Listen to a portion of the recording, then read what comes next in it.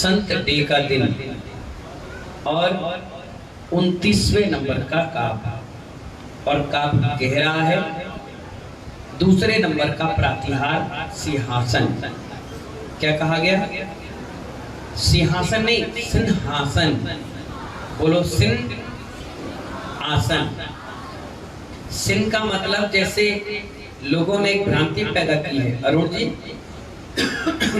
कि सिंह आसन का मतलब शेर की खाल का आसन। पेट्रोल पंप वाले बाबूजी, काय का आसन? अगर आपसे मैं कहूं सिंहासन लाओ तो आप क्या लाओगे? लकड़ी का आसन, है ना? पर लोगों ने भ्रांति फैला दी, सिंह का आसन का मतलब शेर का आसन। नहीं, शेर को देखो कभी वीडियो या फोटो में देखना, वो बैठता कैसे है? दोनों हाथ फैलाकर, सिर सीधा रखकर, पीछे की जो उसके पीठ है बिल्कुल सिस्टम से बैठता है। तो ऐसे ही सिंहासन बनाया जाता है और उस पर भगवान सहस्त्र कमल यानी 1000 पंखुड़ी के कमल पर 4 अंगुल ऊंचे स्थान पर विराजमान है। उसे कहते हैं सिंह के आसन यानी सिंहासन। और वो सिंहासन भी सोने का होता है, चांदी का नहीं, तांबे का नहीं, काय का होता है? सोने का होता है। और पूरे 3 लोग के सबसे सुंदर सुंदर रत्न उस सिंहासन पर जड़ित होते हैं। डायमंड, हीरा, पन्ना, माणिक, पुखराज, गोमेद, ऐसे सुंदर सुंदर कोहिनूर, माणिक, है ना, चिंतामणि, रतन उसमें लगे होते हैं। और उसके ऊपर 1000 पंखुड़ी वाला, कितना प्रेमचंद जी? दीपक कितना? 1000 पंखुड़ी का कमल होता है, उसके ऊपर भगवान 4 अंगुल विराजमान होते हैं। मंदिरों में हम सिंहासन तो रखते हैं लेकिन कमलासन कभी नहीं रखते, जबकि नियम ऐसा है भगवान सिंहासन के ऊपर भी कमलासन और कमलासन के ऊपर भी 4 अंगुल ऊपर विराजमान अधर में होते हैं। ना कमल को टच करते हैं ना सोने के सिंहासन को, है ना? जब भी अपन कभी सिंहासन दें तो साथ में उसमें 1000 पंखुड़ी का कमल भी देना चाहिए। अब इतना तो बना नहीं पाते, इसीलिए आप क्या करते हैं? सिंहासन पे भगवान विराजमान करते हैं।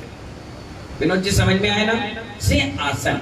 और आज 29वें नंबर का काव्य हम सिंहासन के बारे में ही पढ़ेंगे और इसका सब्जेक्ट है नेत्र पीड़ा विनाशक। आज आंखों का चेकअप है और संयोग ऐसा बैठ गया कि आज ही नेत्र पीड़ा विनाशक के नाम पर ये काव्य निकल कर आ गया। आज हमारी जैन मिलन स्वतंत्र बहुत अच्छा कार्य कर रही है। मुझे डबरा में कोई कार्यकर्ता मिला चाहे ना मिला, जैन मिलन स्वतंत्र वाकई में वेरी नाइस पर्सन, जिन्होंने चतुर्मास के साथ साथ महानुभाव मानव सेवा भी कार्य कर रहे हैं। कभी नेत्र परीक्षण, कभी कैरियर काउंसलर, कभी कोई कार्यक्रम, कभी भोजन व्यवस्था, कभी कुछ बहुत अच्छे कार्य कर रहे हैं। नए युवा हैं, उनके लिए भी मेरा बहुत बहुत आशीर्वाद है।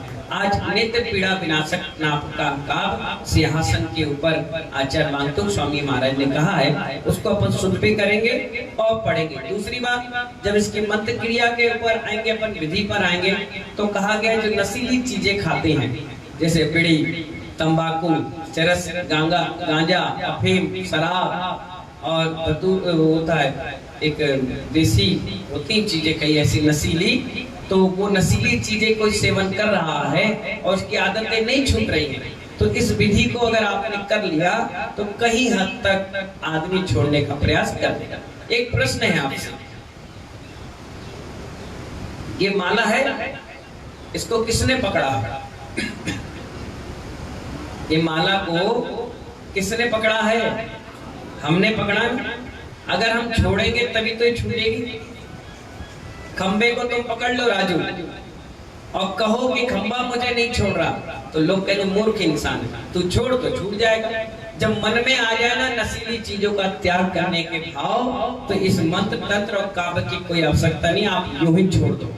आपके सामने उपाध्याय वैष्णव सागर जी बैठे, इन्होंने अपने जीवन में कभी तंबाकू का सेवन नहीं किया, कभी सुपारी नहीं खाई, कभी सिगरेट नहीं पिया, कभी शराब का सेवन नहीं किया, कभी अभक्ष नहीं खाया जो बाजार में मिलते हैं। नहीं, बाजार में कैसे, जैसे होटल थोड़ा बहुत खा पी लिया, बाकी बैठना उठना सभी के साथ था। सब खाने पीने वाले दोस्त मित्र थे, लेकिन आज तक हमने उसको टच भी नहीं किया। पता नहीं कौन सा पुण्य योग था कि हमने कैसे, कोई अगर बीड़ी पी रहा हो तो मैं दूर हट जाता था। अरे सुनो भाई, इधर आ जाओ ना। मैंने तुम बीड़ी पी लो, उसके बाद हम आएंगे। बोले क्यों? मैंने कहा अगर किसी ने फोटो खींचकर घर पे दिखा दी कि तुम बीड़ी वालों के साथ खड़े थे तो वो तुम्हें कुछ नहीं बोलेंगे, हमारी पिटाई लगा देंगे, तुमने बीड़ी वालों के साथ बैठी। यहाँ तक कि हमारे पिताजी जो ग्रस्त अवस्था के थे वो खूब तंबाकू खाते थे। इतनी तंबाकू खाते थे कि एक पुड़िया रोज की खत्म, और देसी खाते थे लगड़े। और जिसके कई बार ऐसी भी स्थिति बनी कि उन्होंने 1 रुपए हमें दिया, बोले जाओ तंबाकू लेकर आओ और चूना लेकर आओ। तो हम लेके आते थे, कहते थे बनाओ। तो मैंने कहा मुझे नहीं आती। अबे कैसा मर्द है तू, बना। तो हम बोले ठीक है बनाते थे। बोले हाँ तू भी खा ले, मैं भी खा लेता हूँ। तो हमारे दादा दादी माँ कहते कैसा सिखा रहे हो? अरे मर्द का लड़का है, नहीं खाएगा तो क्या करेगा? मैंने कहा नहीं मैं नहीं खाऊंगा। कल मारेंगे। मैंने बिल्कुल नहीं खाऊंगा और तुम्हें भी खाने नहीं दूंगा। उठाए पुड़िया फेंक दे, सुबह उठ के पुड़िया फेंक दे, वो फिर ले आए, हम फिर फेंकते हैं, फिर ले आए, गालियां दें, चिल्लाए। लेकिन महानुभाव मन में दृढ़ता थी और उसका फर्क इतना पड़ा रानू भाई, इतना पड़ा कि जिस दिन हम ब्रह्मचारी बन गए और दीक्षा के लिए निकल रहे थे तो सब लोग रो रहे थे, बिलख रहे थे। तो जब बिलख रहे थे, रो रहे थे, तो पिताजी भी किनारे उदास मन से आंसू गिर रहा था। मैंने आज तक कभी रोते हुए उनको नहीं देखा, रो रहे थे। मैं पास में गया, मैंने कहा रोना छोड़ो, ये ढोंगी वाले काम बंद करो। तो हंसने लगे, बोले हाँ। मैंने कहा सुनो एक काम कर लेना, कल से तंबाकू छोड़ देना। बोले क्यों? मैंने कहा कल के दिन मैं मुनि बन गया, और मुनि बन गया और तुम कहीं रास्ते में पान के ठेले पे खड़े हो, तंबाकू खा रहे हो, और कोई तुमसे व्यक्ति पूछ ले तुम्हारा लड़का कहाँ है, तो क्या फिर भी तुम तंबाकू खा के बताओगे कि मुनि बन गया और धर्म की परवाह न कर? उनकी बात माइंड यहाँ दिल में टच कर गई, हार्ट टच कर गई, और उस दिन का दिन है। आज 23 साल उन्होंने दोबारा तंबाकू नहीं खाई। मुझसे कहने लगे अरे बिना तंबाकू कैसे रहेंगे? मैंने कहा अगर तंबाकू खाओगे तो लोग क्या कहेंगे? कल के दिन हमारे मंच पे आओगे तंबाकू खा के, या तंबाकू खा के कहीं बैठे होगे, लोग हंसेंगे तो आपकी हंसी नहीं होगी, मेरी हंसी होगी। या तो ये कह दो कि मेरा बेटा था ही नहीं, तो बात खत्म हो जाएगी। हाँ कोई था ही नहीं था तो नहीं था, और अगर था, इतना सम्मान आपको लोग देते हैं मंच पर, पटका उड़ा रहे, माला मुकुट पहना रहे, हमारे बगल में आपको बैठा रहे, तो आप तंबाकू मत खाना। और महानुभा उस दिन का दिन 23 साल हो गए, मैंने कभी उनसे नहीं कहा छोड़ो, और उन्हें आजीवन त्याग कर दिया। जो व्यक्ति हमसे कह रहा है तुम खाओ, और उसने त्याग कर दिया। और मालूम है कहने लगे दिन में रात भर सुबह बेचैनी लगती है। मैंने कहा अब तुम भगवान का कलश पकड़ लो, उस दिन का दिन है और आज का दिन। फिर वो अभिषेक पूजित करना चालू कर। सुबह 4 बजे उठ करके कहते थे पहले तंबाकू रगड़ता था, अब द्रव धोकर के लोगों को देता हूँ, पूजा करता हूँ, अभिषेक करता हूँ, 10 बजे तक बिल्कुल परफेक्ट। अभी कोरोना काल आया, 2 साल होटल वगैरह बंद करके बैठ गए, फिर आए कहने लगे आशीर्वाद दो, अब दुकान फिर से चालू कर रही है। मैंने कहा कितने साल के हो गए? बोले 62 साल का। मैंने सरकार भी रिटायरमेंट कर देती है, जिंदगी भर तुमने आलू प्याज लहसुन अदरक दुनिया भर का होटल की सामग्री लोगों को खिलाई, कितना पाप का आश्रय किया होगा। तो बोले फिर क्या करें? मैंने कहा देखिए 100 कसाई और 1 हलवाई, क्या 100 कसाई 1 हलवाई, कितना बड़ा पाप कर्म का उदय है कि तुम होटल वाले हो। कोई मुझसे कहता है तुम्हारे पिताजी क्या कार्य करते हैं, तो मैं बताता हूँ होटल है, लोग हंसते हैं, एक छुड़वारा है और एक खिलवारा है। तो बोले क्या करें? मैंने कहा आज से होटल का त्याग। और महानुभाव 3 साल हो गए, उन्होंने दुकान ही बंद कर दी। बोले महाराज ने कह दिया तो अब दुकान बंद, ना आलू खिलाएंगे ना खाएंगे, और त्याग तपस्या में लग गए। कहने का मतलब ये है कि अगर आप मन में दान कर लो तो महानुभाव दुनिया में सब चीज आप कर सकते हैं। आप डंडे को पकड़े रहो, कहो कि डंडा हमें छोड़ नहीं रहे, तो बेवकूफ जैसी बातें हैं। नहीं, डंडे को खुद छोड़ने का प्रयास करो, अपने आप छूट जाएगा, और ये मंत्र सहायक बन जाएगा आपको छुड़वाने और आपके मन दृढ़ता करने के लिए। चलिए आप पढ़ते हैं अपन। सिंहासने, बोलो सिंह ना है ना, ऊपर बिंदी है तो सिंहासने, हाँ में आकी मात्रा है। बोले सिंहासने मणिमयुक्त शिखा। सा कौन सा है? अब आपको लगेगा कि महाराज बार बार रोज क्यों बताते हैं? मैं इसलिए बताता हूँ, कई लोग नए हैं, कई पुराने, कई लोग भूल जाते हैं, है ना। शिखा विचित्रे, बोलो विचित्रे। हो गया, बिल्कुल सरल काम है, बहुत सरल। विभ्राजते, तब नहीं है, तब पप्पू। पू के बाद क्या है? बिंदी। हाँ बोला पप्पू। कनका वदातम, वदातम हो गया। बिंबम, बा बकरी का है ना, इसलिए बिंबम। वियद विलस, दंशुजाला, दंशुलता, सॉरी लता। बितानम, उसका है ना वन का, और शक्कर का सा है तो सु ऐसे आएगा ना, सुलता पितानम। तुंगो दयाद्री, बोलो दयाद्री, तुंगो दयाद्री।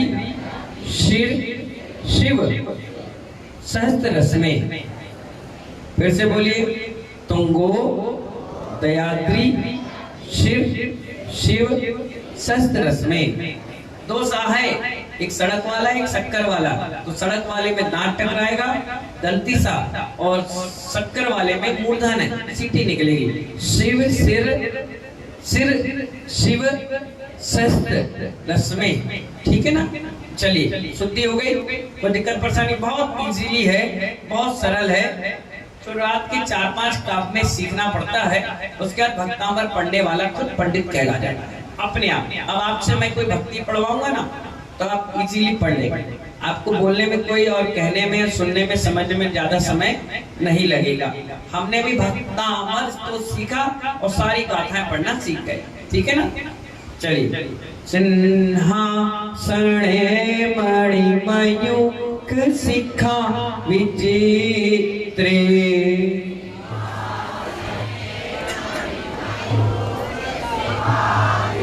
फिर से, सिंहासने मणिमयूख शिखा विचित्रे।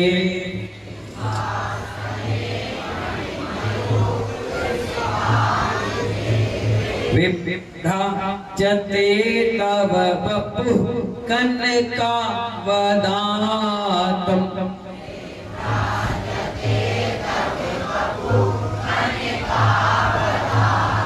विभ्राजते तव वपुः कनका वदातम्।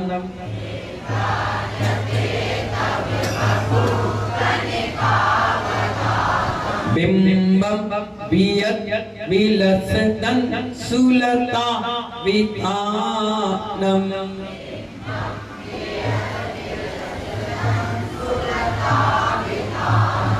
बिंबम वियद विलसदं सुलता वितानम।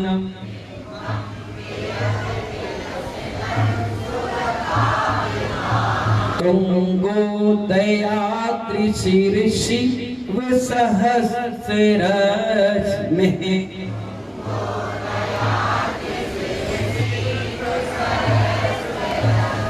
रश्मि नहीं, रस में के बाद दो बिंदी है, में, ठीक है।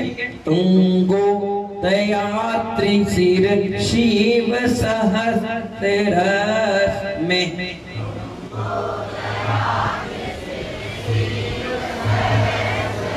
बहुत बढ़िया, सभी लेडीज पढ़िए। सिंहासने विभ्रा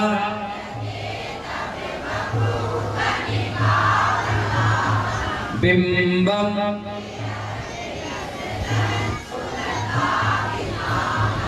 तुंगो। सारे जेंट्स, सिंहासने, जोर से, विभ्रा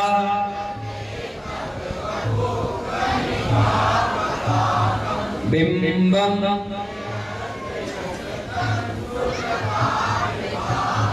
तुंगो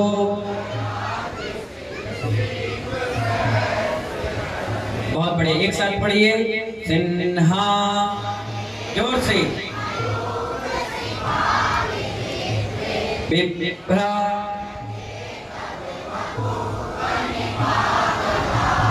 बिंबम,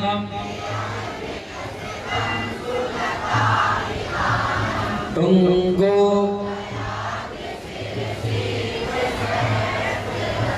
बहुत बढ़िया, जोरदार ताली बजा दीजिए। सब लोग सीख गए, अब शायद हमारी जरूरत नहीं है आपको, है? मतलब रोटी खिलाई तो पूरा वसूलोगे, नींबू को निचोड़ निचोड़ कर चूस चूस कर छिलका तक का रस निकालोगे, तब कहोगे हाँ अब नींबू का शरबत भी आनंद आएगा। कोई बात नहीं, हम भी तैयार। चलिए इसका भावार्थ समझिए। हे प्रभु, क्या कह रहे हैं? हे प्रभु, किससे कह रहे हैं? आचार्य मातुर स्वामी जी मुनिराज, आज भगवान आदिनाथ सिंह। हे प्रभु, उदयाचल की चोटी पर, उदयाचल समझते हो जहाँ पहाड़ होता है, आजकल सीनरी बनाते हैं लोग। सबसे पहले सीनरी क्या बनाते हैं? पहाड़, बीच में सूरज, नदी, तालाब, पेड़ पौधे, तो उसे कहते हैं उदयाचल। उदय करता हुआ जहाँ से सूर्य दिख रहा है, उदयाचल की चोटी पर सूर्य बिंब जैसा लगता है। जब सुबह सुबह सूर्य को देखो तो थोड़ा सा निकलता हुआ दिख रहा है, पेड़ पौधे हैं और पहाड़ है, नदी, तालाब है, तो कितना सुंदर मनोहारी दिखता है। तो आचार्य कह रहे हैं उदयाचल की चोटी पर सूर्य बिंब जैसा लगता है, वैसा आपका मनोहर शरीर सिंहासन पर सोने जैसा सुशोभित होता है। भगवान का रंग सोने जैसा है। और आचार्य भगवान कहते हैं जैसे सूरज अलग से दिखता है, पहाड़, नदी, उसमें सबसे ज्यादा फोकस किस पर होता है? रितेश भाई, किस पर फोकस होता है? सूरज पर। इस पूरे प्रांगण में सबसे ज्यादा फोकस कहाँ पे हो रहा है? हम पर। तो ऐसे ही वो बिल्कुल अलग से सूर्य की तरह उस सिंहासन पर चमत्कार बिल्कुल चमकते हुए नजर आ रहे हैं। तो सुशोभित हो रहे हैं किस पर? सिंहासन पर। और सिंहासन क्या ही काव्य है। जब कोई सिंहासन मंदिर में दान करता है तो इसी सिंहासने मणिमयोग शिखा विचित्रे, इस काव्य को पढ़िए और सिंहासन भगवान के चरणों में सौंप दीजिए। अब ये मत कहिए कि सिंहासन मैंने दिया है। एक प्रश्न है आपसे, मंदिर में मूर्ति कब तक तुम्हारी है? मूर्ति तुम्हारी कभी हो ही नहीं सकती। विजय कुमार मोदी जी, भगवान कभी किसी के नहीं होते। अबे भैया, चांदी की प्रतिमा प्रतिष्ठा कराई थी, कब तक थी? जब तक वो प्रतिमा थी, मूर्ति थी। अब वो भगवान है। क्या है वो? भगवान सबके होते हैं। प्रशस्ति तुमने लिखवाई है, ये बात अलग है कि तुम्हारे आने वाली पीढ़ियां उन भगवान से जुड़े रहेंगे, मंदिर से जुड़े रहेंगे, इसीलिए वो प्रशस्ति लिखाई गई है। कायदा तो ये कहता है आपने कह दिया, बोल दिया और दे दिया, अब वो पूरी समाज की व्यवस्था में आ गई। और समाज की भी प्रतिमा नहीं है, वो भगवान की है। भगवान उसी के मालिक है। ये मत कहना कि मैं अध्यक्ष हूँ तो मैं मालिक बन गया। ये 3 काल में भूल हटा देना। भगवान के मंदिर का कोई अध्यक्ष नहीं बनता, भगवान के मंदिर का सेवक बनता है। क्या बनता है? सेवक। आजकल यही परंपरा आ गई है, जिसके हाथ में चाबी दे दे वो सोचता मैं मालिक बन गया, जबकि मंदिर का मालिक नहीं होता, माली होता है, सेवक। चाबी देने का मतलब सेवक। और लोग क्या सोचते हैं? कई बार मैं अध्यक्ष मंत्री आते हैं ना, मैं उनसे पूछता हूँ कई बार कि ये कार्ड छपा, तुम्हारा नाम आया, तुमने क्या दिया? एक भी बोली ली? बोले नहीं। कुछ दिया? नहीं। फिर क्या के लिए मर रहे? मैंने कहा पैसा पब्लिक ने दिया, पैसा पब्लिक ने दिया। महाराज के चेहरा और उनकी वैल्यू से आया, उनकी व्यवस्थाओं से आया। तुम कौन? तुम कौन? Who are you? मैं अध्यक्ष। क्या के अध्यक्ष? अध्यक्ष का इतना बड़ा दिल बड़ा होना चाहिए महानुभाव कि अगर 5, 10, 50 रुपए का छोटा मोटा खर्चा आ जाए तो जेब से निकाल कर दे दे। उसको मंदिर के खर्चों से ना जोड़े। क्या नहीं जोड़े? पता चला यहाँ से कोई गैस सिलेंडर उस जगह पहुंचाना है, किस जगह पर? यहाँ से सराफे के मंदिर तक। एक उदाहरण समझिए। और आपको पहुंचाना है, रिक्शे को आपने बुलाया, टमटम में रखा और टमटम वाला लेकर चला गया। अब कोई व्यक्ति वहां पर उतारे और टमटम वाला कहे कि 50 रुपए दो, तो कहे कि अध्यक्ष को आन दो, अध्यक्ष देगा। चलो ठीक है, अध्यक्ष आ भी गया। उदाहरण है, अपने मन पे मत लेना। उतार लिया, उतार के रखा, टमटम वाला आया, अध्यक्ष बोला हाँ भाई क्या हो गया? बोले टमटम में गैस सिलेंडर आपके लिए भिजवाया वहां से, ये 50 रुपए दो। तो अध्यक्ष बोले कोषाध्यक्ष को बुलाओ। कोषाध्यक्ष आएगा भाई, हाँ भाई कोषाध्यक्ष कितने का हुआ भैया? 50। किससे पूछ के लाया तू? मेरे नॉलेज में तो है नहीं, मेरे संज्ञान में नहीं है। अब तू एक काम करे, रख दे, जिससे भेजा उससे ले। क्या कहा? जिसने भेजा उससे ले। वो बुरा भाई साहब 50 रुपए दिन भर कमाएंगे नहीं, 50 तुम्हारी बातें सुनेंगे। एक काम करे, मंदिर का है ना, मेरी तरफ से फ्री, जाओ, एहसान कर दिया। 50 रुपए की वैल्यू तुम्हारी है और तुम 5 करोड़ के मंदिर की चाबी लगकर बैठे हो। शर्म नहीं आ रही तुम लोग को? हैं? कब आएगी शर्म? इसीलिए एक व्यक्ति मुझे मिला, देखो बुरा मत मानना, बहुत बढ़िया बात बता रहा हूँ। आज संत डे है, मनोज जैन एकांत। क्या है? आज हमारा डे है, इसलिए सुनिए। जिस दिन जिसका डे होता है उसका बहुमान सम्मान उस दिन होता है। मदर डे होता है तो माँ का नाम लेता है, फादर डे होता है तो फादर डे का नाम होता है, टीचर तो टीचर डे। तो आज कौन सा डे है? तो हमारी सुनना पड़ेगा, कान खोल कर सुन लो। एक व्यक्ति मेरे पास आया, बोला महाराज इस व्यक्ति से मुझे बदला लेना है। मैंने कहा अच्छा, और मैं इस काबिल हूं नहीं कि मैं इसको मारूं, पीटूं, गोली चलाऊं या कुछ करूं, तो क्या करूं बताओ? मैंने कहा तुम मार सकते नहीं, पीट सकते नहीं, पैसे में पावर नहीं, पब्लिक का पावर नहीं, ना सत्ता में, ना नेता हो, ना कोई कुछ कर सकते हो, क्या करोगे तुम? मैंने कहा क्षमा मांग लो, वो भी कर दे। तुम भी बोले नहीं, बदला तो जरूर लूंगा। मैंने कहा देखो मैं तो बोलूंगा नहीं, हम तो महाव्रती, हम तो यही कहेंगे क्षमा करो, समझौता करो, व्यवस्थित करो।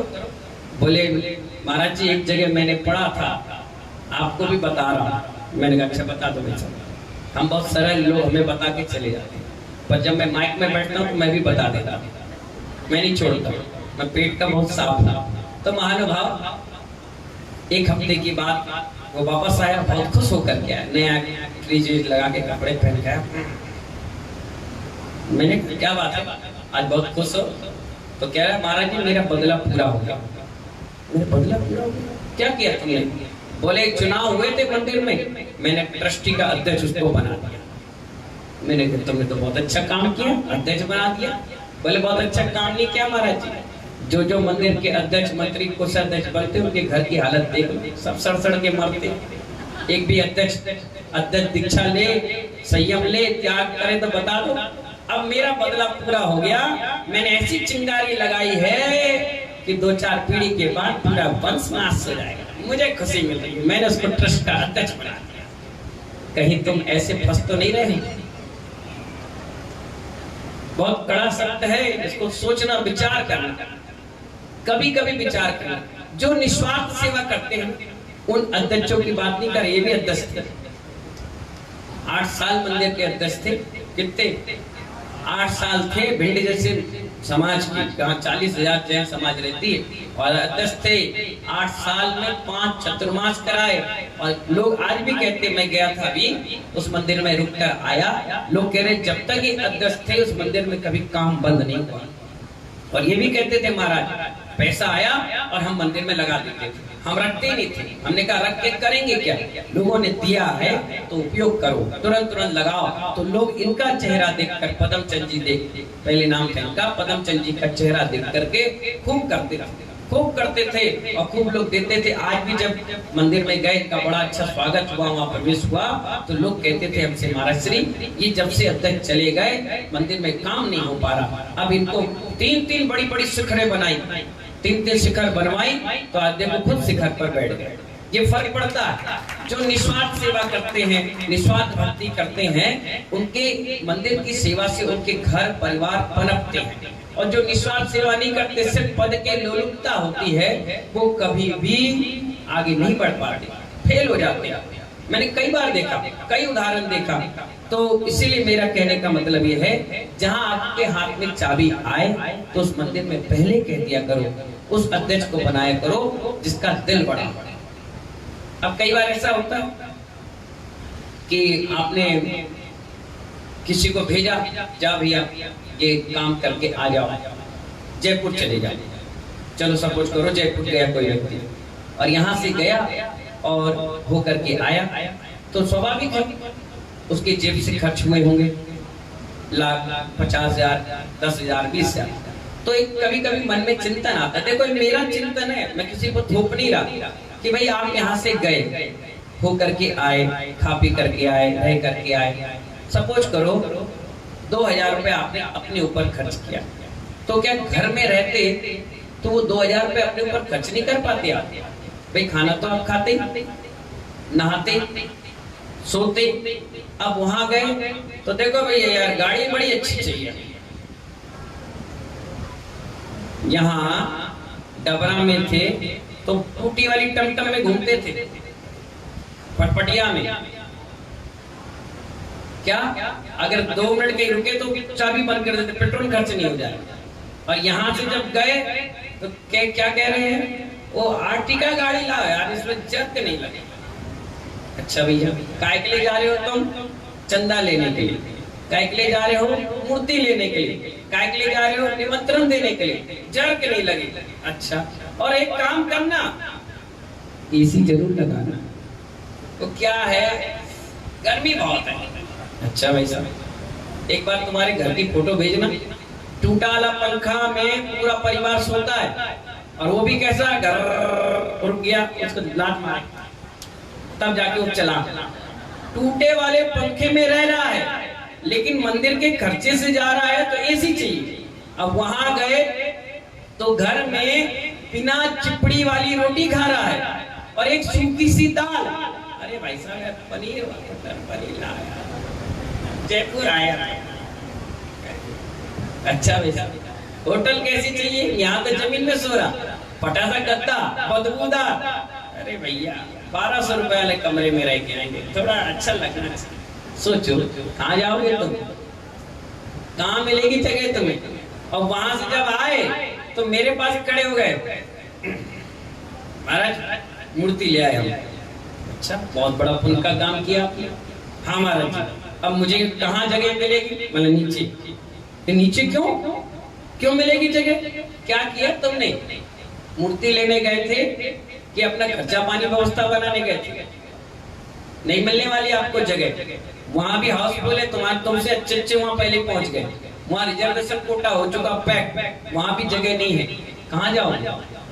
इसलिए कहा जाता है कभी किसी मंदिर के अध्यक्ष बनो, मंत्री बनो, तो अध्यक्ष मंत्री मत बनो, सेवक बनो, खूब सेवा करो, भैया भक्ति करो भगवान की, खूब अच्छी बढ़िया। जितने मंदिर में सेवा भाव से जुड़े रहोगे उतनी ज्यादा तरक्की करते रहोगे। मैं पर्सनली आपको बता रहा हूँ, मैं आज तक 16 साल घर में रहा, मैं आज तक कभी किसी कमेटी में नहीं जुड़ा, ना युवा मंडल में, ना समाज की टीम में, ना कुछ। मैंने तो आज तक मामा भवन मामा सुन रहे हो, आज तक वोट भी नहीं डालने गया। 16 साल में निकल आया। 18 साल का जिस दिन हुआ तो हमारे नगर में विधानसभा का चुनाव हो रहा था, और एक श्वेतांबर जैन थे, मनोज बाफना, अभी भी हैं, नेता हैं। तो वो चुनाव में खड़े हुए तो लोगों ने कहा कि आपके जैन समाज का व्यक्ति खड़ा है, तुम वोट डालने नहीं जा रहे? मैं खड़ा हो गया, तैयार हो गया, ब्रह्मचारी था। मैंने कहा चलो आज वोट डाल के आएंगे, जीवन में पहली बार वोट डालेंगे। बहुत खुशी थी। मारा बोले चुपचाप बैठ जाओ। मैंने कहा वोट नहीं डालने जाए। बोले अब तुम त्यागी वृत्ति हो गए, ना तुम्हारा राग है और ना तुम्हारा द्वेष है। अगर मोहन बापना को डालोगे तो रेखचंद बापना नाराज होता है, और रेखचंद बापना को डालोगे तो मोहन नाराज, और दोनों तुम्हारे जैन समाज, दोनों तुम्हारे समाज की। नहीं तुम्हें कुछ नहीं करना। मैंने कहा महाराज 2 घंटे बचे, डाला दो। बोले बिल्कुल नहीं। मैंने ठीक है नहीं, अब वोट नहीं, अब लगोट खोलने का दिन आ गया। मैंने कहा ठीक है भैया छोड़ो, ना वोट ना खोट, हम तो लंगोट पे रहो। तो महानुभाव, इसलिए हमने वोट भी नहीं डाला। इसलिए मैं बड़ी दबंगाई से कहता हूँ, सोचो समझो विचार करो और मत का उपयोग करो, लेकिन ऐसा मत करो कि उसका नाजायज फायदा उठाए। इसलिए आपसे मेरा कहना है महानुभाव, बहुत अच्छी तरीके से आप अध्यक्ष बने, कोई दिक्कत थोड़ी, मंत्री बने, कोषाध्यक्ष बने, खूब अच्छी सेवा करे। समाज तुम्हें इस्तीफा मांगे नहीं, लोग ये कहेंगे नहीं वंस मोर, क्या कहें, एक बार और ये इस्तीफा लेके बैठे तो लोग इनसे कहे नहीं मतलब तुम ही बना जाओ। जबरदस्ती 10 दिन पहले दीक्षा फाइनल हुई और इन्होंने बोला भैया अब तो मुझे जान दो, अब तो मैं दीक्षा लेने जा रहा हूँ। सबसे बड़ा उदाहरण इनको देख करके आपको सीखना चाहिए, हमारे विश्व शांत सागर जी महाराज को देख करके, कि अध्यक्ष व्यक्ति भी इतना बड़ा त्याग।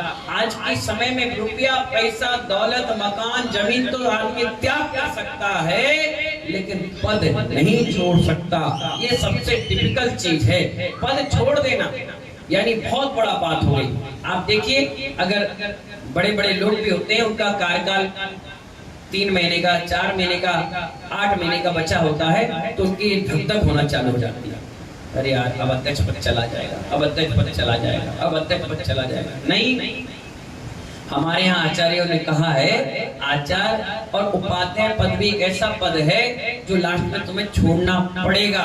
अगर नहीं छोड़ोगे तो तुम्हारी समाधि भी असमाधि में बदल जाएगी। इसीलिए रात के जब हम लोग सोते हैं ना, तो सब कुछ त्याग करके सोते हैं। अगर वायदा में रात के चले गए, इस दुनिया से विदा हो गए, तो कम से कम इस पद का दोष तो नहीं लगेगा। इसलिए जितने भी अध्यक्ष मंत्री और कोषाध्यक्ष हैं या समिति कार्यकारिणी में हैं, तो मैं उनसे भी कहना चाहता हूँ, लाइव टेलीकास्ट के माध्यम से मैं बता रहा हूँ कि घर में रात के जब सो, तो जैसे चप्पल उतार देते हैं ना, ऐसी पद को उतार करके रख देना चाहिए और अपनी पत्नी और बच्चों से कहना चाहिए, देखो भाई मेरी सब चीजों का त्याग है, रात के अगर मर गए तो मुझे इस चीजों का त्याग ले लेगा, मेरा इस्तीफा पहले फ्री, और अगर चले भी गए तो महानुभाव इस बोझ तले दबके नहीं जाओगे, त्याग रहेगा बिल्कुल। और कोषाध्यक्ष से भी हमेशा मेरा कहना है, हिसाब किताब साल और 2 साल और 3 साल में कभी मत किया करो। एक भी कलम ज्यादा या कम हो गई तो महादोष के भागी बनोगे। इसलिए कहना है, सुबह हुआ शाम के अपडेट कर लीजिए और शाम के हुआ सुबह, जिससे अगर वायदा में तुम कहीं दुनिया से चले गए तो हिसाब किताब तो बिल्कुल सही छोड़कर जाओगे, नहीं तो लोग ये कहेंगे मर गया साला मंदिर में खा गया। आदमी ये नहीं देखेगा कि तुम कितनी ईमानदारी से जीवन जी करके मंदिर को बना गए। बोलने वाला तो 2 इंच की जुबान हिलाएगा, खा गया। इसलिए मैं क्या करता हूँ नीरू भाई, हमेशा चतुर्मास की दीपावली के दिन या दीपावली के बाद जब मेरा बिहार होता है, तो मैं कोषाध्यक्ष और मंत्री अध्यक्ष को खड़ा कर देता हूँ। मैंने कहा बोलो भैया, सबके बीच अपनी बात बताओ। वो कहते हैं जिस दिन महाराज जी ने कदम रखा था, समाज ने 2 लाख रुपए हमें दिए, और आज जब महाराज बिहार कर रहे हैं तो हमारे पास 10 लाख रुपए है, नगद है, 5 लाख उधारी है और 40 लाख हमने खर्च किया है। ये खर्च का ब्यौरा है, आपके व्हाट्सएप पे डला है। और मैं कहता हूँ सुनो भैया, बेहसन सागर जी आपके यहाँ आए, आपने उनको कुछ दिया तो नहीं? बोले नहीं। आपसे कुछ लिया तो नहीं? बोले नहीं। बोलो माइक में। कहते हैं हाँ महाराज जी, आपने हमसे कुछ लिया नहीं, हमसे कुछ दिया नहीं, लेकिन बहुत कुछ आशीर्वाद दिया। मैंने कहा बोल दिया आशीर्वाद, उठ करके मैं चला। नहीं तो इतने नालायक कमेटी के लोग होते हैं, इतने बेकार इंसान होते हैं, खुद हिसाब किताब नहीं बनाते, लेकिन जब महाराज चले गए और 10 दिन बाद कमेटी के कुछ मेंबर जिनको सम्मान बहुमान नहीं मिला, वो कहेंगे भैया वो हिसाब किताब, अरे महाराज तो लेके चले गया। क्या कहा? क्या कहा? वो महाराज लेके चले गए। अब वो महाराज के पास आएगा, महाराज बोले हमें नहीं मालूम, जब तक यहाँ हिसाब किताब गोल गप्पा खत्म, ना तुम बोल पाओ ना हम सुन पाए। इसलिए हम समझ जाओ, हिंदी में हिंट कर रहा हूँ, बड़े प्यार से समझो, हिंट करता हूँ और आराम से समझिए। कभी भी ऐसी बातें कभी नहीं आना चाहिए, तुरंत करता हिसाब किताब क्लियर लो भैया आपसे। जबकि चातुर्मास में नियम होता है विनोद जी, जो भी निर्गत साधु आते हैं उनकी चटाइयाँ, उनकी व्यवस्था, उनको जो भी चीज सामग्री चाहिए पहले दिन लाकर रख देते। लेकिन हम क्या है, हम एडजस्टमेंट वाले साधु हैं। हम ना मांगते और ना मैं कभी बोलता हूँ तुम्हें अच्छा लगे तो ठीक और ना लगे तो ठीक। मेरी एक चटाई का नियम है, वो मेरे पास है। कोई तेल लगा गया तो लगा गया, नहीं लगाया तो अपने बैठे और आराम से बैठ करके आराम से आहार साधना करते। मैं किसी से मांगा मांगी का काम ही नहीं करता और ना कभी मैं किसी से कहता कि आप एक पेड़ ला करके भी दे दो। मैं कहता हूँ लो तुम्हारा जन्मदिन तुम मुझसे ही ले जाओ, क्योंकि बेसंत सागर जी मुनिराज, एक पॉइंट हमेशा ध्यान रखना, बेसंत सागर जी मुनिराज किस्मत का मारा नहीं, किस्मत का धनी, किस्मत का धनी है। इसलिए मैं कभी दिक्कत होती नहीं। मैंने अपनी किस्मत को आजमा लिया। जो आदमी बरासों में चतमाश कर सकता है वो डबरा क्या लग रहा है, एक रुई के बराबर भी नहीं, कुछ नहीं। तुम सोचते हो कि महाराज बड़े परेशान हो जाएंगे, महाराज बड़े हैरान हो जाएंगे। बेसंत सागर जी हैरान और परेशान होने वाले साधु है नहीं, दुनिया को हैरान परेशान कर देगा, लेकिन अपन मस्त रहेंगे, क्योंकि 9 माह 8 दिन माँ के गर्भ में रहे, बड़ी शांति से रहे, तुम्हारी तरह उथल पुथल नहीं करेगा, मस्त रहे। इसीलिए आज भी मस्त है, खुश है, आनंदित है। कोई आ जाता है तो भी खुश है और कोई नहीं भी आता है तो भी खुश है। मेरे चेहरे पे आप शिकन नहीं देखोगे, मेरे चेहरे पर टेंशन नहीं देखोगे।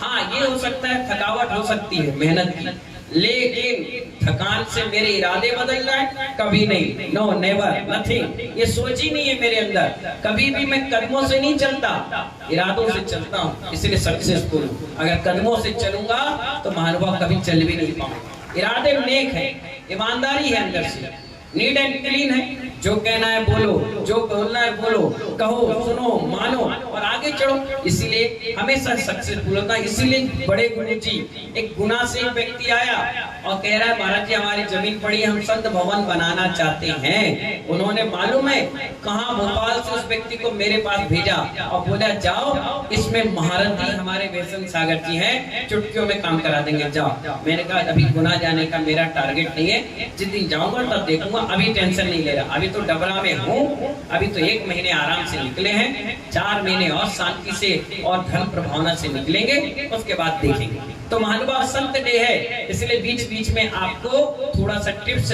जीवन जीने की कला सिखा रहे हैं, जिससे कल के दिन तुम्हें पद मिले। ऐसा नहीं तुम्हारा राजयोग नहीं है, हर व्यक्ति का है, हर व्यक्ति का है। जो महिला आज बालिका के रूप में है, वो घर में बड़ी है और उसका राजयोग नहीं होता है, तो 4 भाइयों के बीच में छोटी बनकर पहुंचना पड़ता है और अपमान जैसी, जनक जैसी स्थिति बन जाती कि मैं घर में बड़ी थी और यहाँ आकर मुझे छोटा बना दिया। उसका राजयोग नहीं है। और कई बार ऐसा राजयोग है कि मानवा छोटी थी लेकिन चलती उसकी है, तो ये भी राजयोग है। कई बार ऐसी स्थिति बनी कि घर में सबसे छोटा था और जब शादी होकर के पहुंची तो माँ बड़ी बन गई। ये राजयोग है, हर व्यक्ति का राजयोग होता है। इसी के कारण ये पद प्रतिष्ठा विभूति मिलती है। जिसका राजयोग नहीं है, और कई लोग का राजयोग है तो बदनाम योग भी है उसके साथ। क्या? जैसी वो बना, समाज में लड़ाई हो गई, आधे लोग बिखर गए, आधे लोग भाग गए, आधे लोग गालियां दे रहे, आधे लोग चिल्ला रहे, मरता क्यों नहीं अध्यक्ष, ये मरता क्यों नहीं मंत्री, क्यों नहीं मरता, अरे बेकार आदमी। ये बदनाम योग है। अब यश कहते हैं इसको, क्या कहते हैं? और यश होता है तो कोई एक अच्छा छोटा सा कार्यकर्ता होता है, वो भी आगे बढ़ जाता है। इसीलिए मैंने कहा ये नाम कर्म प्रकृतियां हैं, यश अपयश भोग उपभोग, कई चीजें ऐसी है जो कर्मों से जुड़ी हुई है, हम समझ नहीं पाते, लाइटली ले लेते हैं इसको, जबकि ये बहुत वजनदार शब्द हैं। जिस दिन इस चीजों को समझ लोगे बड़ा आनंद आएगा, बड़ा खुशी होगी। मैं कहता हूँ, हमेशा कहता हूँ, सेवक बनकर जीवन जीना सीखो। मैं इतना बड़ा महाराज तो हूँ नहीं, लेकिन फिर भी जो मुझसे बड़े मिलते हैं मैं विनम्र भाव से मिलता हूँ, छोटे मिलते हैं उनसे भी अच्छे से मिलता हूँ। मैं कभी भेदभाव रखते नहीं। अगर किसी ने कोई सामग्री लाई भी तो मैं हमेशा 2 सामग्री मंगाता हूँ। क्या? 2। मैं कहता हूँ ये भी तो महाराज है। कई बार ऐसा भी होता है, महाराज किसी ने हमें सामग्री दी और मैंने देखा महाराज बैठे हैं बगल में, मैंने कहा इनके मन में कोई बात ना आ जाए, तो मैं कहता लो महाराज, महाराज कहते नहीं हमें जरूरत, अरे रख ले लेंगे बाद में, 10 मिनट की खुशी तो मिलेगी। कई बार ऐसी भी स्थिति बनती है, कोई गिफ्ट पैक करके लाता है और मैं लाता हूँ तो हमारे सेवक हैं दीपक भाई शुक्ला जी, कम को देते लो खोलो। अरे आपके लिए आया है। मैंने कहा ले तो मैं लूंगा, नहीं खोल तो लो। इतनी खुशी मिली उनको, महाराज ने गिफ्ट हमसे खुलवाई, भले वो रखेंगे नहीं लेकिन क्या मिला उनको, पिच्ची बदलती है। बोली लेने वाला ले गया, व्रत लेने वाला ले गया। उसके बाद जब कार्यक्रम समाप्त हो गया, कई लोग खड़े ऐसे, मैंने कहा इधर आओ महीन भाई, इधर आओ, लो पिच्ची में हाथ। क्या मिला उनको, हमें क्या मिला? ना मैंने पिच्ची ली ना उन्हें पिच्ची दी। क्या मिली? एक खुशी मिली ना। कई बार देखना मैं खड़ा रहता, महाराज एक फोटो खींच, क्या मिला? कुछ पैसे लगे, खुशी तो मिली। इसलिए मेरा नाम भी हसंत सागर है, हंसता हुआ संत। इसीलिए खुशियां देता हूं मैं किसी कई बार चौके में आ जाते हैं ना लोग, मुंह लटकाने ना, खुश हो, क्या बात है, भूख लगी, मतलब खा के आ जाओ, कहीं जाना है चले जाओ, आप डांटोगे नहीं, मतलब मैं क्यों डांटूंगा, मैं कौन होता हूँ डांटने वाला, मैं डटने वाला, डांटने वाला नहीं। ठीक है, खुश रहो, आनंदित रहो। ये कहने लगा मैं 4 पंक्ति बोलना है, मैंने टाइम देखना, बोल चलो फटाफट बोल, खुशी मिली। यही खुशी महाराज महानुभाव हमारी एनर्जी क्या है ये। मैं हंसता मुस्कुराता रहता हूँ, खुश रहता हूँ, और यही सबसे कहता हूँ कि जब आप घर में जाओ तो मातमी माहौल नहीं होना चाहिए, खुशनुमा होना चाहिए। बच्चे, परिवार, उठने बैठने वाले पड़ोसी आपको देखकर मुस्कुराए, खुश हो जाएं। जब मैं गली से निकल कर जाता हूँ मंदिर या आहार के लिए, पूरी गली के लोग कहते हैं, तो मैं ऐसा नहीं करूँ, ऐसा नहीं, मैं भी होता हूँ आशीर्वाद आशीर्वाद आशीर्वाद। वो इतने खुश हो जाते हैं, इतने खुश हो जाते हैं। कल 2 लोग आए, एक झा थे और एक श्रीवास्तव थे, तो आए दर्शन करने के लिए। बोले हमारे पड़ोस में जैन साहब रहते, उन्होंने कहा महाराज जी बहुत अच्छे, मिलकर आओ। मिलकर आए, आधे घंटे का स्वाध्याय सुने, और सुनने के बाद बोले महाराज जी हमें बहुत अच्छा लगा, अब हम रोज 4 बजे आएंगे। गौशाला रक्षक की टीम आई, उनको 5-10 मिनट हमने टाइम दिया, बैठा, इतने खुश होकर गए, कहने लगे महाराज जी हम लोग आ सकते हैं प्रवचन? मेरा बिल्कुल, मोस्ट वेलकम। अच्छा सुबह आए शाम के आए? मेरा 4 टाइम होते हैं, 4 टाइम आ सकते हैं, कोई तुम्हें मना नहीं करेगा। सोचिए, विचार करिए, अगर मैं मुंह बनाकर बैठ जाऊं, मूर्ति की तरह बैठ जाऊं, तो कौन हमसे जुड़ेगा? ये भीड़ जो आप देख रहे हो, ये हसंत सागर जी मुनिराज की मेहनत है, जो आज से 4 साल पहले, जो आज से 10 साल पहले करके चले गए। वो पटरी बिछा कर गए, जो आज कुछ लोगों को जोड़ने का काम कर। कल चौके में गया, कई लोग पैर धुलवा रहे थे, मैंने कहा हाँ कौन है? बोले जैन। बोले कैसे जैन हो, आते नहीं मंदिर? वो बिजी है। बोले कोई बिजी जी नहीं चलेगा, 5 मिनट आना पड़ेगा। वो आए, मैंने शाम के 1 मिनट में देखा, कहाँ पीछे बैठे, मैंने वहीं से आशीर्वाद दे दिया।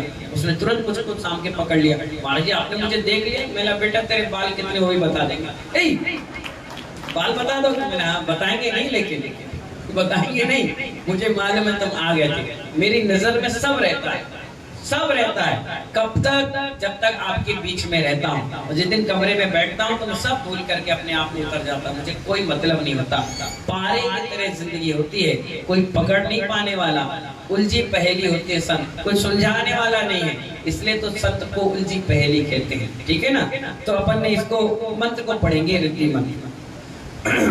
ओम ह्रीं अरहं नमो घोर तवाड़ं रिद्धि सहित श्री आदिनाथ जिनेन्द्राय अर्घं निर्वपामीति। सिद्धि मंत्र पढ़िए। ओम ह्रीं अरहं नमो घोर तवाड़ं झों झों नमः स्वाहा। ऐसे ऐसी जो घोर तपस्वी है उन्हें मेरा प्रणाम। घोर तपस्वी समझ गए? उग्र बता दिया था, बहुत जबरदस्त साधना करते, उग्र यानी बहुत मस्त। और ये घोर हो गए। घोर का मतलब अंधकार है उसमें बैठ गए, ज्यादा उजाला है वहां बैठ गए, नदी तालाब गुफाओं में कंदर में अकेले बैठे, शांति से बैठे, घोर तपस्वी, बहुत जबरदस्त। मासूपासी कल पढ़ लिया था, ये घोर तपस्वी। ऐसे मुनिराजों को मेरा प्रणाम, ठीक है ना। अब सिद्धि मंत्र पढ़िए। ओम नमो नम्योड़ पासम विसहर पुलिंगम, पुलिंग पुलिंग मंतो, जोर से बोलिए, मैं अकेला पढ़ रहा हूँ। विसहर नाम रकार मंतो सर्वसिद्धि मीहे इहि समरंताण मणे जागई कप तुमच्चम सर्वसिद्धि ओम नमः स्वाहा। इस प्रकार ये पूरा मंत्र है। और विधि क्या, स्नान करके आसमानी रंग के वस्त्र धारण कर। अब ये आसमानी आ गया, लाल पीला गेरुआ सब पढ़ लिया था, सफेद, अब ये आसमानी रंग आ गया। विरोधाभास के लिए, ये नेत्र पीड़ा के लिए, जब आसमानी रंग देखते हैं तो अपन को कितना अच्छा लगता है, बहुत सुंदर। तो नेत्र पीड़ा के रंग के हिसाब से बताया कि स्नान करके आसमानी रंग के वस्त्र धारण कर उत्तराभिमुख यज्ञ स्थापित करें, आरती उतारें, मालती के फूल चढ़ावे। मालती का एक वृक्ष होता है, पेड़ पौधा होता है, उसके पुष्प चढ़ावे, पूजा करें। यंत्र सिद्धि पर्यंत प्रतिदिन 1000 बार रिद्धि मंत्र की आराधना करना चाहिए। यंत्र पास में रखने तथा 29वां काव्य रिद्धि मंत्र द्वारा 108 बार मंत्र कर जल पिलाने से नशीले स्थावर जैसे भांग, चरस, धतूरा आदि के नशे का प्रभाव दूर होता है तथा दुखती आंख की पीड़ा भी, जैसे आई फ्लू फैला है, इस मंत्र को और काव्य को पढ़ने से बहुत जल्दी वो ठीक हो जाता है। आंख की दुखती आंख की पीड़ा दूर होती है, बिच्छू का विष भी उतर जाता है। कई जैसे लोग होते हैं मंत्र करने वाले, जो सांप, कुत्ते और बिच्छू का विष दूर करते हैं, उनके पास देखना अक्सर यही मंत्र सिद्ध रहता है। और वो क्या करते हैं, कोई व्यक्ति आया तो मंत्र के द्वारा उनके ये विष को दूर कर देते हैं। इस प्रकार से ये 29वां काव्य आपका आज समाप्त हो गया। कल शत्रु स्तंभक नाम का काव्य है और कल चमर के बारे में बताएंगे। किसके बारे में?